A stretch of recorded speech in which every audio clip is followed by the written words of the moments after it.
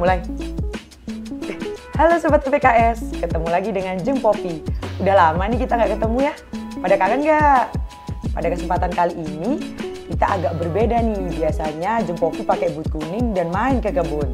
Tapi pada episode kali ini, Jeng Popi akan berbincang dengan seorang pakar ahli kimia yang banyak menangani tentang pengujian laboratorium. Mau tahu kelanjutannya? Yuk ikutin Jeng Popi.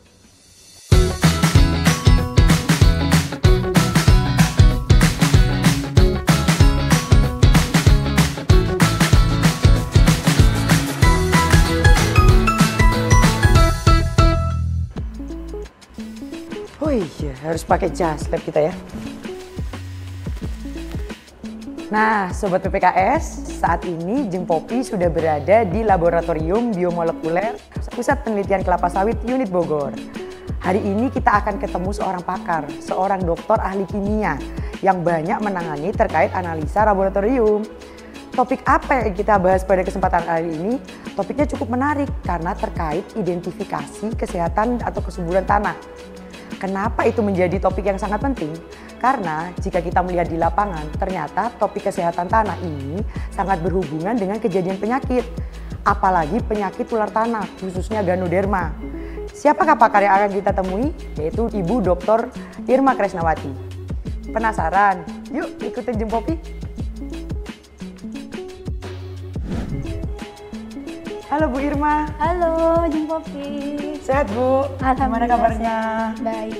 Ibu ada waktu untuk menyapa sahabat PPKS Bu? Oh iya boleh. Silakan duduk. Makasih Bu.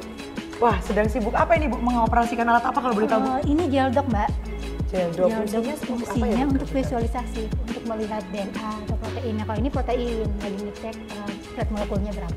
Nah Bu Irma, kebetulan nih saya mendapatkan info. Laboratorium di PPKS di Bogor ini kan cukup lengkap. Kira-kira boleh diceritakan nggak Bu, ada berapa laboratorium di PPKS di Bogor? Oh iya, kita ada 3 lab Mbak. Ada lab kimia, lab mikrobiologi, dan lab biologi molekuler. Nah ini lab biologi molekuler. Nah cukup lengkap ya Bu ya? Iya. Betul. Nah kebetulan Bu, saya dan sahabat PPKS sedang mendiskusikan suatu topik yang cukup menarik nih Bu. Apa tuh? Topik terkait identifikasi kesuburan tanah. Nah apakah di lab PPKS di Bogor ini bisa Bu? Nah, kebetulan kita bisa Mbak. Jadi kan kalau kesuburan tanah itu kan dilihat dari 3 sisi ya. Betul. Dari kimia, fisika, dan biologi. Nah, kita di lab sini tuh hampir semuanya bisa. Nah, untuk mikrobiologinya kita cukup lengkap. Betul. Untuk ngecek jenis mikrobanya, jenis patogennya. Nah, untuk biomol ini khususnya kita bisa ngecek untuk enzimnya Mbak. Wah, sampai ke enzim gitu ya Bu ya? Betul, enzim dan nanti analisa molekuler. Kalau mau identifikasi atau untuk mengecek penyakit. Penyakit. Nah ini menarik Bu. Salah satu topiknya terkait penyakit, utamanya penyakit tular tanah. Yang banyak di lapangan kita temukan untuk kelapa sawit adalah Ganoderma. Nah kita saat berkunjung ke lapangan, ternyata antara tanah yang memiliki kesuburan cukup baik, biasanya kita kategorikan tanah mineral, dibandingkan dengan tanah-tanah marginal seperti gambut dan pasiran, ternyata kejadian penyakit di tanah-tanah marginal itu lebih banyak Bu. Mungkin bisa dibantu menjelaskan Bu, hubungannya apa antara kesehatan tanah ini dengan kejadian penyakit gitu Bu. Ya, jadi kalau kita lihat dari kemungkinan terjadinya penyakit kan memang ada beberapa aspek gitu ya. Nah kalau dari kita lihat dari analisa itu unsur yang berperan dalam kesehatan tanah itu sangat berpengaruh. Misalnya unsur kalsium dan Cu yang berperan dalam proses pembentukan lignin kalau di sawit kan itu berperan sekali untuk ketahanan terhadap Ganoderma. Nah itu ada beberapa literatur yang menyatakan bahwa defisiensi beberapa unsur itu menyebabkan dia lebih rentan terhadap Ganoderma. Terus selain itu kita bisa cek juga pH-nya, kemudian KTK atau teksturnya. Mungkinan kalau yang tanah-tanah yang kandungan pasirnya lebih banyak, kemungkinan kan dia akan lebih mudah akar untuk bertautan. Betul. Sehingga kejadian penyakitnya makin besar. Nah untuk pH-pH yang rendah itu pun potensi kejadian penyakitnya juga akan lebih besar, Lebih besar dibandingkan gitu ya, yang Bu, ya? normal. Betul. Selain itu mungkin kalau untuk bahan organik gitu, apakah berpengaruh? Karena kan kalau kita di lapangan biasanya para planters ini menggunakan tankos gitu ya Bu, atau pupuk hayati yang berbasis organik gitu. Apakah itu juga bisa mempengaruhi Bu? Atau mungkin menjadi salah satu parameter yang penting juga untuk mengetahui tingkat kesuburan tanah? Iya, bisa jadi Mbak. Karena kan si organik itu nanti jadinya nutrisi untuk mikroba tanah ya, khususnya mikroba yang antagonis untuk Ganoderma. Nah, kalau mikrobanya kesesuaian lahannya bisa tumbuh dengan baik, khususnya Trichoderma ya sebagai jamur antagonis Ganoderma, otomatis kesehatan tanahnya lebih baik untuk mengendalikan penularan Ganoderma. Istilahnya kalau dari situ nanti kita bisa melihat gitu ya Bu, dengan kandungan bahan organik yang cukup banyak gitu. Mungkin dari unsur-unsur utama misalnya NP, tadi mungkin K ya Bu yang disinggung itu yang cukup penting utamanya untuk kejadian penyakit Ganoderma. Nah, itu menjadi salah satu parameter yang penting gitu ya Bu ya. Kemudian untuk Ganodermanya sendiri Bu, biasanya kami di lapangan menemukan memang ada beberapa pokok yang mengalami gejala atau tanda-tanda Ganoderma, tapi kebanyakan juga di generasi-generasi yang lanjut gitu Bu, itu langsung tumbang Bu. Jadi masih produktif, tidak ada gejala dan tanda dari Ganoderma, pokok langsung tumbang. Nah, kira-kira apakah ada Bu metode deteksi yang bisa kita lakukan untuk mengetahui gitu sedini mungkin gitu ya mungkin ya Bu ya, apakah areal tersebut itu endemik dari Ganoderma gitu? Jadi kalau yang kita kembangkan di sini, khususnya di molekuler ini, kita identifikasi dari dini ya, serangan dini dengan teknik molekuler. Biasanya kita akan ambil sampling akar-akar yang kira-kira berpotensi terserang Ganoderma. Mungkin di beberapa lahan itu kan ada yang sudah tumbang ya, dan itu terlihat gitu ada akarnya infeksi, gitu ya, Pak? infeksi Ganoderma. Nah, tanaman-tanaman di sekitarnya kita curigai lah, itu mungkin ada potensi terkena Ganoderma. Untuk mengkonfirmasinya, kita bisa cek secara molekuler, benar tidak ada Ganoderma di situ. Kita sampling akarnya, kemudian kita analisa di lab. Selain itu, yang dikembangkan oleh Healthy Biotechnology adalah pendekatan dari electronic nose. Nah, ini menarik ya Bu ya. Berarti kita bisa deteksi lebih awal gitu lah ya Bu ya. Betul, itu targetnya memang untuk deteksi dini.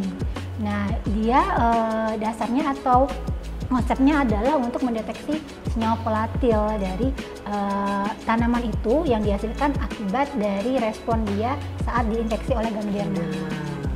Kalau boleh tahu nih Bu sedikit, kan tadi diminta untuk mengambil sampel akar gitu kalau untuk Ganoderma ya Bu ya.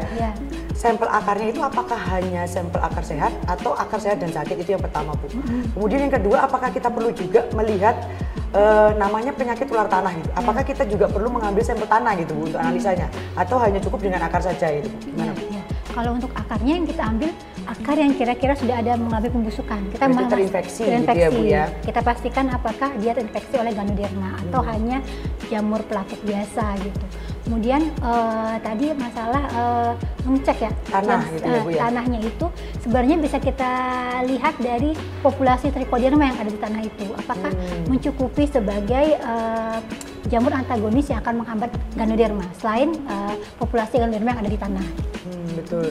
Jadi jika nanti mungkin populasi Trichoderma yang ada di tanah itu sudah melebihi atau hampir sama gitu ya Bu ya dengan populasi dari Ganodermanya, fungi Ganodermanya, itu sudah cukup terkendali lah, gitu. Bisa dibilang seperti itu ya Bu ya. Tapi kalau masih di bawah ambang batas, artinya kita masih perlu penambahan lagi untuk jamur antagonis ini gitu ya Bu ya.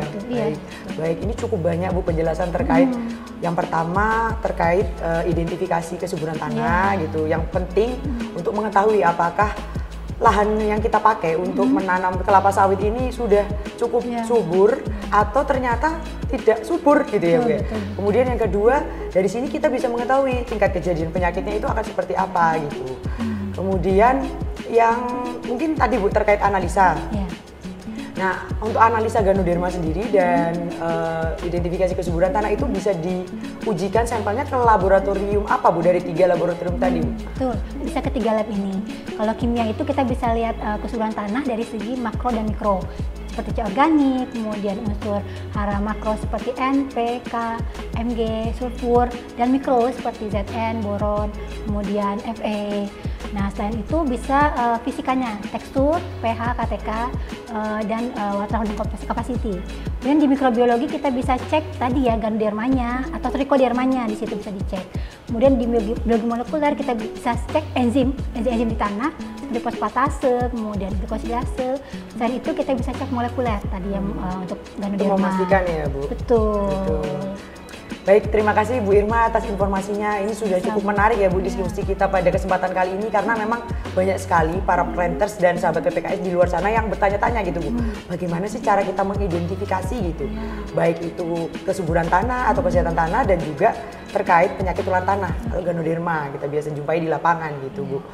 Terima kasih waktunya Bu Irma. Sama-sama. Mungkin demikian episode kali ini. Semoga bermanfaat untuk sahabat PPKS dan para planters di luar sana. Sampai bertemu di lain kesempatan. Salam Jeng Popi. Salam Lab Jasa.